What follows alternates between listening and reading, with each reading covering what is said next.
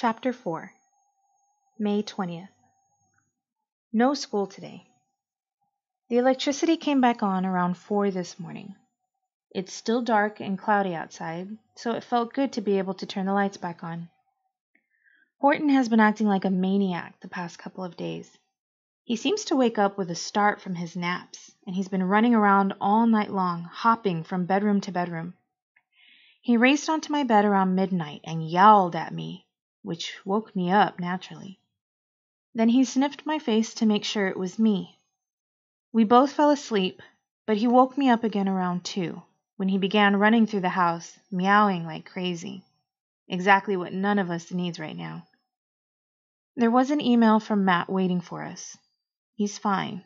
Everything there is fine, although they're having blackouts also, and school remains on schedule. He says it's tricky, taking finals with limited light, but the professors all say that'll be taken into account when they're marked. He's still planning to get back here on Wednesday. Mom let Johnny and me each have half an hour on the internet. I used part of my time to go to Brandon's fan site. There was a thread where we were all supposed to say where we live and how conditions are.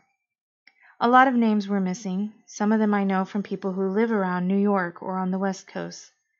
There were 14 PMs waiting for me. 12 people asked how I was and if I'd heard anything about Brandon. The other 2 just asked if I'd heard anything about Brandon. With all that had been going on, I'd forgotten that Brandon's training in LA now. I guess no one has heard from him or seen any reports about him. I posted about how things were in northeastern Pennsylvania, but added I hadn't seen or heard anything about Brandon. It's not like I run into his parents or Mrs. Daly every day, but I guess I've made it sound like I'm closer to them than I really am. Or maybe everyone's just desperate to hear how Brandon is, to make sure he's still alive. I've got to believe he is. Mom and Johnny and I spent most of the day putting the food and supplies away. I don't know what Horton's complaining about. Johnny got him enough food to last for years. Mom was almost laughing at herself when she looked at all the food she made us get. With the electricity back on, things seemed a lot more normal. Uh-oh. Oh, and with the day so cloudy, you can't really see the moon hovering. Uh-oh. The lights are flickering. I hope we're not about to lose. May 21st. The president was on TV tonight.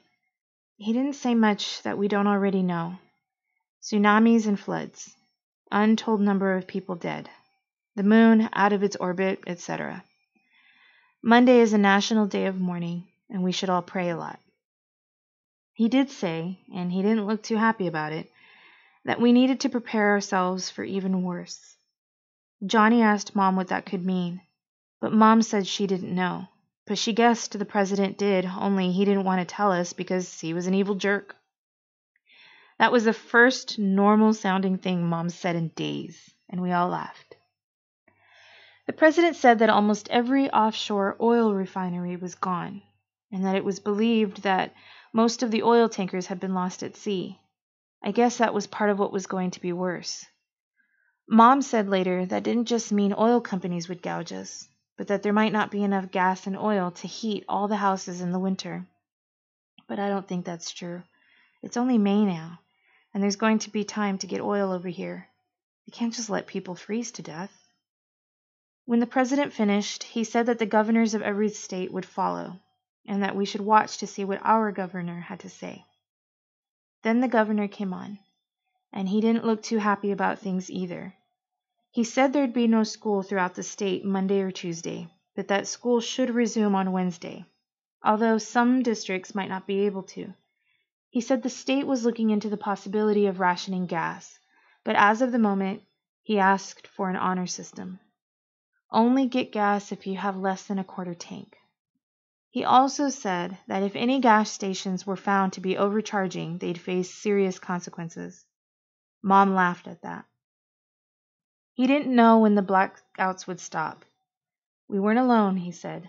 Just about every state had reported some power outages. Johnny was upset because the governor didn't say anything about the Phillies and the Pirates. The Phillies were in San Francisco on Wednesday, and no one had mentioned if they made it out okay. Mom said the governor has a lot of things on his mind and a lot of things he has to tell us. But then she paused and said, "You know, he should have told us if the Phillies and the Pirates are okay. But the governor of New York told everyone how the Yankees and the Mets are doing." I thought about saying no one makes any announcements about how figure skaters are, but it didn't seem worth the effort. I'll feel better when Matt is home. May 22nd. Johnny asked this afternoon if we could go to McDonald's or someplace. The electricity has been so on and off the past few days that Mom emptied the freezer and we've finished everything that was in it. So Mom said we might as well try, and we got into the van and went food hunting. The first thing we noticed was that gas had gone up. It's $7 a gallon now, and there were lines at all gas stations. "How much do we have in the tank?" I asked. "We're okay for a while," Mom said. "But I think we'll switch over to Matt's car next week. This thing gets 0 mileage." "When do you think gas prices will go down?" I asked. "They can't stay this high forever." They'll go up before they go down," Mom said. "We'll have to be very careful about where we drive to. No more hopping in the car and just going someplace." "I can still go to baseball practice, can't I?" Johnny asked. "We'll see about carpooling for that," Mom said. "We're all in the same boat here." When we got to the road with McDonald's and Burger King, we saw there was hardly any traffic. We drove up to McDonald's, only it was closed. So were Burger King and KFC and Taco Bell. All the fast food places were closed. "Maybe they're just closed because it's Sunday," I said. "Or because tomorrow's a national day of mourning," Johnny said. "They're probably just waiting for the electricity to run full time," Mom said. It felt weird, though, seeing them all closed. The same kind of weird when you see the moon and it's just a little too big and too bright. I guess I always felt even if the world came to an end, McDonald's would still be open. Mom drove around some more, and we found a local pizza place that was open.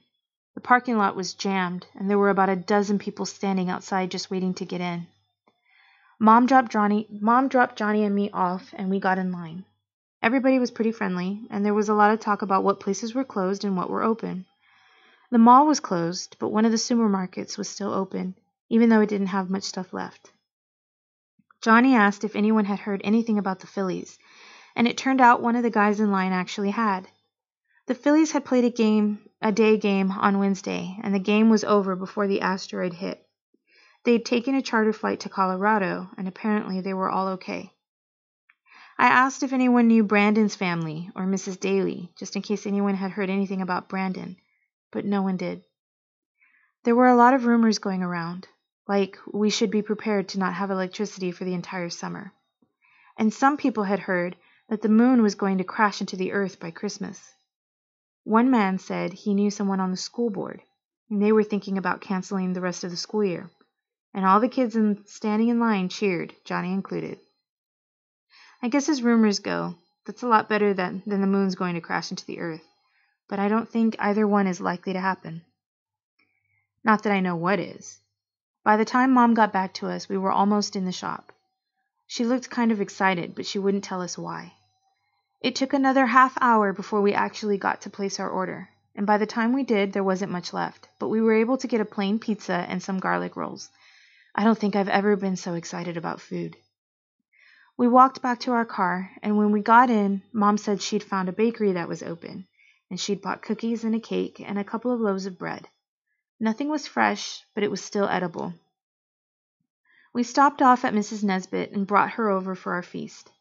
The electricity was on, so we reheated the pizza and the garlic rolls, and they tasted great. For dessert, we had chocolate cake, and Johnny drank one of those weird, never-go-bad milks I'd bought. The rest of us drank ginger ale. Horton hung around hoping for treats. "This may be the last meal like this we have for a while," Mom said. "We shouldn't count on pizza and burgers and chicken until things get back to normal." "There was rationing during World War II, Mrs. Nesbit said. That's probably what they'll do now. We'll pull our ration points and we'll be fine." "I wish I trusted the president," Mom said. "Just can't imagine him handling this." "People rise to the occasion," Miss Nesbit said. "We have, after all." Just then the electricity went off. Only somehow it felt funny and we all laughed. Mom got out the Monopoly game and we played until there wasn't enough sunlight left. Mom drove Mrs. Nesbit home and I went to my room, where I'm using a combination of candlelight and flashlight to write by. I wonder when we'll get electricity back for good. It's going to be an awfully hot summer without air conditioning. May 23rd. The National Day of Mourning meant that there were memorial services on the radio. Lots of clergy, lots of politicians, lots of sad songs. They're still not giving a number for how many people died, but maybe that's because people are still dying. With so much coastline lost, the oceans keep rolling in and destroying more land and more buildings. And people who don't want to evacuate or who couldn't because the highways are all jammed have been drowning. Mom says we're still plenty inland and have nothing to worry about. The electricity came on for an hour this afternoon. There was an email from Matt saying he was planning on getting home Wednesday. I know it's dumb of me, but I keep thinking that once Matt gets home, everything will be okay. Like, he'll push the moon back into place. I wish there was school tomorrow. I keep thinking about cafeteria lunches and how I always complained about them and how much I want to eat one now. May 24th. The electricity came on around 9 this morning, and Mom grabbed Johnny and me and we drove around looking for any stores that might be open. We did find one supermarket that was open, only it just had school supplies and pet toys and mops. It was so strange walking around this big store and seeing all those empty shelves. There were only a couple of employees there and a security guard, although I can't imagine what he was protecting. Mom didn't think we'd be hungry enough to eat pencils, so we left without buying anything. A lot of the appliance stores had boarded up windows. There was broken glass in the parking lots, so I guess they'd been looted. I don't know why, since there isn't any electricity to run the flat-screen TVs or anything else for that matter. It was funny seeing which stores were still open. The really expensive shoe store had boarded up windows, but it was open. Mom said the world might be coming to an end, but she still wasn't going to pay $100 for a pair of sneakers. The sporting goods store was closed, and its windows were boarded up, and someone had painted in giant letters, "No more guns or rifles." Mom still has cash left, and I could tell she wanted to buy something. She started to look at all the soups and vegetables and peroxide at home and feel proud of herself. We finally found a clothes store that was open. There was a cashier, but no one else. It was the kind of store we never go to ordinarily, small and not well lit, and everything looked dingy. Mom bought 24 pairs of socks and underwear. She asked if they had any gloves, and when the cashier found them hidden away in a drawer, Mom bought 5 pairs.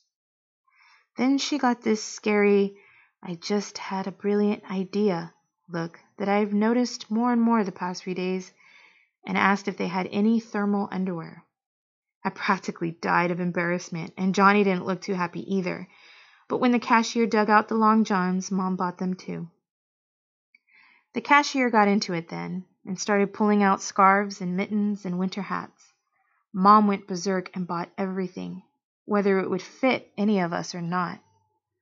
"You could open your own store now," the cashier said, which was probably her way of saying, "Thank God I found someone even crazier than I am, and maybe she'll buy everything and I can go home."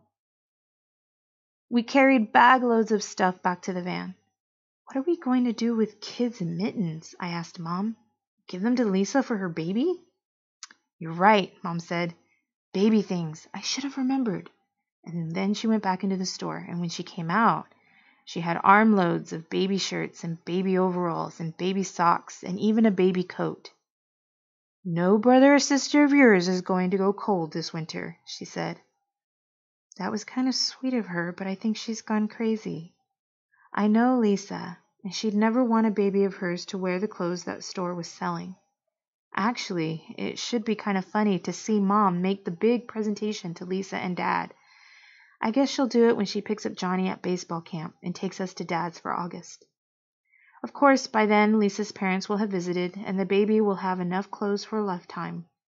And there Mom will be, handing over all those socks and things, and Lisa will be trying to act like she's grateful. Maybe if the store stays open, Mom will be able to return all the stuff. I know I don't plan on wearing lawn johns next winter. May 25th. Mom and Dad should have been home by now. We have electricity, so Johnny's watching a DVD, but he's nervous too. It was a long, weird day, and it's already feeling like a long, weird night. For the first time in a week, the sky is completely clear, and you can really see the moon. It's so big and bright, it feels like we don't need lights on, but we have them all on anyway, just about every light in the house. I don't know why Johnny and I feel like having them all on, but we do. School started again today, and that didn't make things feel right, like I thought it would. The bus was only about half full. Megan was on, but she was sitting with her church friends, so we just said hello. Sammy was nowhere to be seen. It's funny how over the past few days I haven't felt like calling them. The phones worked most of the time, but we haven't gotten many phone calls or made many. It's like we were so occupied with the taking care of ourselves, we didn't feel we could handle anybody else's lives.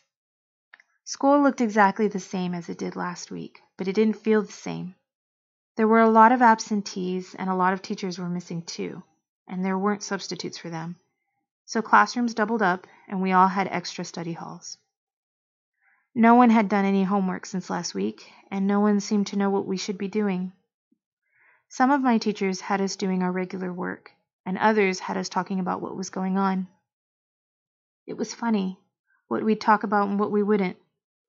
Mom told Johnny and me not to tell anyone about how we'd practically bought out the supermarket last week.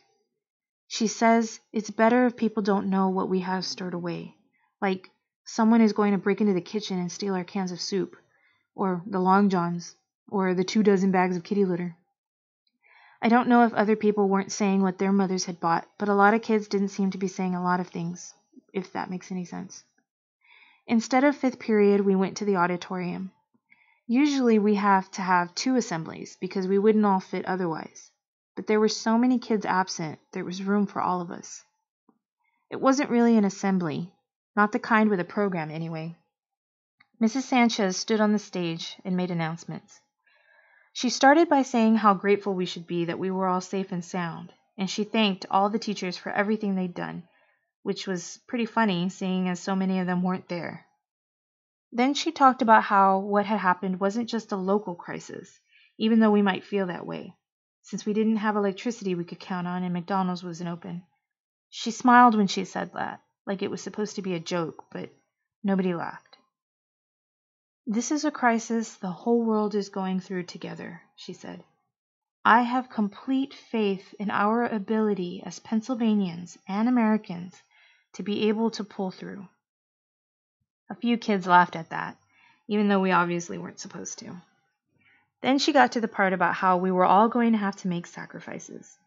Like we haven't been making sacrifices for a week already. Like the supermarkets were miraculously going to reopen and gas wasn't going to cost $9 a gallon. There would be no more after-school activities. The class play, the prom, the senior trip were all canceled. The swimming pool was no longer available. The cafeteria would no longer serve hot lunches. Starting on Tuesday, there'd be no more bus service for the high school. It's funny. When she said the stuff about the prom, a lot of kids started yelling, and I thought what babies there were. But when she said the pool was closed, I yelled, "No!" And by the time she told us about no more buses, pretty much all the kids were yelling and booing. She just let us. I guess she knew we couldn't be stopped. When the bell rang, she got off the stage, and the teachers all told us to go to our next class, which we mostly did. Some kids went into the classrooms, though, and started breaking windows. I saw cops come in and drag kids out. I don't think anyone was hurt. I really missed Sammy at lunch. Megan joined me, though. Her eyes were all bright and shiny, kind of the way moms have been getting when she sees something else to stockpile. This is the first time in a week that I've left Reverend Marshall, she said. We've been sleeping at the church, just getting an hour or 2 of sleep each day so we can keep praying. Isn't it wonderful what God is doing? There was a part of me that wanted to tell Megan to shut up, and another part of me that wanted to hear what God was doing that was so wonderful. But mostly, I wanted a hot lunch. What does your mom say about all of this? I asked. Megan's mom used to like Reverend Marshall, but she's never been as crazy about him as Megan. She doesn't understand, Megan said. She's a good woman, she is, but she lacks faith. I pray for her soul just the way I pray for yours. Megan, I said, like I was trying to grab the friend I've loved for years and bring her back to reality. There are no more hot lunches. Half the time there's no electricity. I live 5 miles from school and gas costs $9 a gallon and we can't use the pool anymore. Those are just earthly concerns, Megan said. Miranda, admit your sins and embrace our Lord. You won't care about hot lunches and the cost of gas in heaven. She could be right. The problem is, I don't see Mom or Dad, or Lisa or Matt, especially Matt, I think he's a Buddhist these days, or Johnny, admitting their sins and embracing anybody, even if it means a ticket to heaven. And I don't want much to be in heaven if they're not there with me. Okay, I could manage without Lisa. I considered trying to explain that to Megan, but it would have been like trying to explain to Mom that I wasn't going to wear long johns no matter what the moon did to us.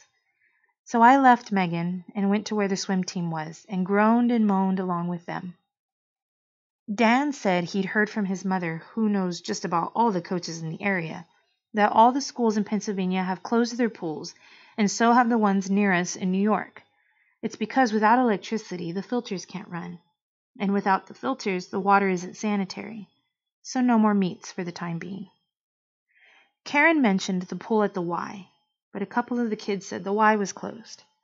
The town has a pool, but it's outdoors and it isn't heated. And even if they have it working, it won't do us much good until the end of June. So I mentioned Miller's Pond. There were actually kids who didn't know about it. I guess they live in the new developments and don't know about things at my end of town. It's still too cold to be swimming at the pond, but once it warms up enough, it's all natural and doesn't need a filter, and it's pretty big. So we agreed we'd start swimming at Miller's Pond weekend after next. I guess that gives me something to look forward to. And I think Dan was impressed that I came up with a solution. Now, if only I could solve the hot lunch situation. It's amazing how much I miss the cafeteria macaroni and cheese. I hear Matt and Mom. Matt's home! May 28th.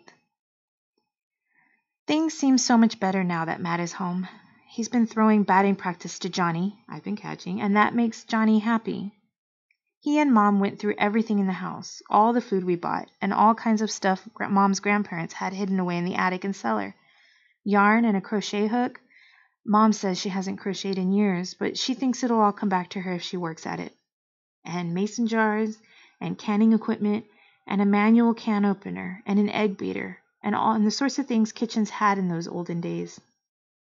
He and Mom spent all day yesterday organizing the food so we knew how much tuna we have and how many canned peaches. I think we have enough stuff to last forever, but Mom says she'll be relieved when the supermarkets open again. Just to hear her say she thinks they will cheers me up. Matt and I haven't had a chance for a real talk yet. He doesn't really know any more than I do about what happened and what's going on, but I still feel like if I hear it from him, I'll believe it more. School was better by Thursday. A lot more kids showed up, including Sammy, and more of the teachers too. The high school is 5 miles from here, which Mom says is walkable on a nice day. Johnny's lost his bus service to the middle school, and that's a little farther away, so Mom's been trying to work out a carpool. Matt got all our bikes, and he's spending the weekend getting them in shape. I used to bike a lot, and I guess it's as good a way as any to get around. I'll certainly get to school faster by bike than by foot. Peter showed up this morning, which was a nice surprise, especially for Mom. He brought us a bag of apples that one of his parents had given him. He and Mom couldn't go out anywhere, so the two of them baked an apple crisp for all of us. We had pasta with marinara sauce for like the 10th time this week, so the hot dessert was a treat. Matt got Mrs. Nesbitt, so it really was an event. 6 for dinner, with a main course and a dessert. Of course, by the time we were ready to eat, the electricity had gone out again. It was out most of the day, but we were used to that by now. We had electricity for an hour during school yesterday, and it was like none of us knew what to do about it. At home, when the electricity goes on, we rush to the TV and turn it on. We could listen to the radio all the time, but Mom wants us to preserve batteries, so we only listen in the morning and in the late evening. It's such a weird way to live. I just can't believe it's going to stay like this much longer. On the other hand, I'm already starting to forget what normal life felt like. Clocks that were on time, lights that went on with the flick of a switch, and internet, and street lights, and supermarkets, and McDonald's, and one thing Matt did say to me was that no matter what the future is, we're living through a very special time in history. He said that history makes us who we are, but we can make history also, and that anyone can be a hero if they choose to be. Matt's always been my hero, and I think it's a lot harder to be one than he's saying, but basically, I know what he means. But I still miss ice cream and swimming laps and feeling comfortable looking at the night sky. May 29th. The electricity came on this morning around 9, and Mom did what she always does when we realize it's back on. She started a load of laundry. It was only on for about 15 minutes, and then it stayed off the rest of the day. About 10 minutes ago, we all woke up because of this strange roaring sound. We all raced toward the sound, which turned out to be the washing machine going back on. Who knew the rinse cycle could be so scary? Mom says she's staying up until the clothes can go in the dryer. She doesn't think the electricity will stay on long enough to dry the clothes completely, but she figures it's worth a shot. I really wish we had electricity at 2 p.m. rather than at 2 a.m., but I guess I should think of Mom as a hero of the all-night laundry. May 29th. I don't always know how long the power has been off. It went on in the middle of the night, but by the time I woke up this morning, it was off again. We're spending more and more time outdoors, just because it's nicer outside, and the sun provides natural light. We're all used to seeing the moon now, so that isn't bothering us like it used to. But we leave a light on in the living room window, so when the electricity does come back on, we can go inside and do what we need to. Today it came on around 1, and we raced in. Mom went on the internet, which kind of surprised me. Usually she vacuums or starts a load of laundry. She's given up on changing the time on the clocks. But this afternoon she skipped all that and went to the internet. She had heard on the radio this morning that they were starting to list the names of the dead. She found the names of most of the editors she worked with, and her agent, and a lot of writers she'd met over the years. She found 2 friends from college and 1 friend from a long time ago before we moved here, and Dad's best man and his family. She also found a couple of second cousins and their kids. In less than 10 minutes, she found over 30 names. But one good thing, she checked on Mrs. Nesbitt's son and daughter-in-law and their kids, and didn't find them on any list. I asked her to look up Brandon, but she did and couldn't find him. Of course, there are still millions of people unaccounted for, but at least there's still hope he's alive. I don't get to go on the board very much, but when I do, no one seems to have heard anything. Can't help thinking that's a good sign. There were names of people I know that I could have looked up, kids I went to summer camp with, and kids I know from swimming, and old friends from elementary school who moved to New York or California or Florida. But I didn't try to find them. They weren't everyday parts of my life anyways, and it feels wrong somehow to find out if they're dead when I didn't think about them much when they were living. Johnny looked up baseball players. A lot of them were listed as known dead, and a lot more were listed as missing or presumed dead. Matt looked up friends from his high school class. Only 3 were listed as dead, but a bunch were listed as missing or presumed dead. As a test, he looked us up, but none of our names were on any of the lists, and that's how we know we're alive this Memorial Day. May 31st. The first day without bus service, so naturally it poured.